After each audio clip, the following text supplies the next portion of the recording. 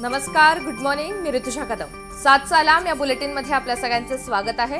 राज्यासह देश विदेशातील घडामोडींचा वेगवान स्वरूपात आढावा घेणार आहोत आणि काही महत्त्वाचे अपडेट सविस्तर पाहणार आहोत. मात्र त्यापूर्वी एक नजर हेडलाईन्सवर.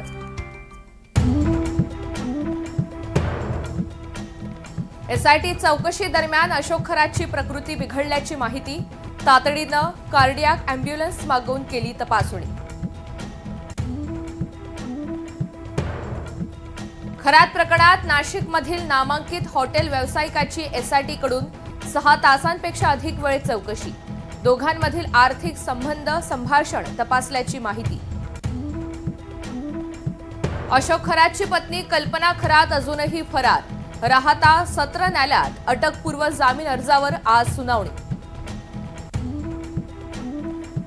नाशिक आयटी कंपनी प्रकरणात संशयित आरोपींविरुद्ध आणखी 20 ऑनलाईन तक्रारी.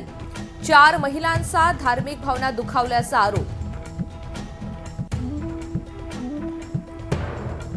झॉम्बी ड्रग नाही तर हे नशेचं औषध.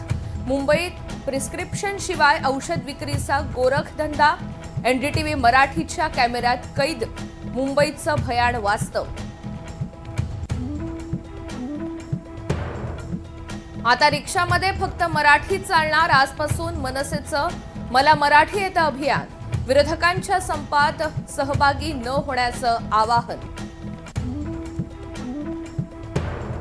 राज्य मंत्रिमंडळाची बैठक आज 12 वाजता होणार. राज्यातील अवकाळी एल निनोचा प्रभाव. विकास कामांचा आढावा घेणार असल्याची माहिती.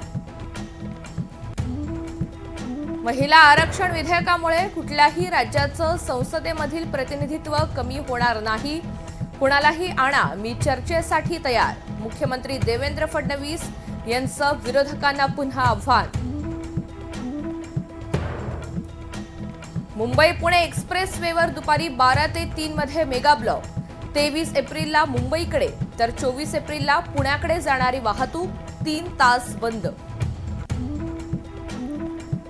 पहलगाम दहशतवादी हल्ल्याला 1 वर्ष पूर्ण. 25 निष्पाप पर्यटक आणि एका स्थानिक नागरिकानं गमावलेला जीव.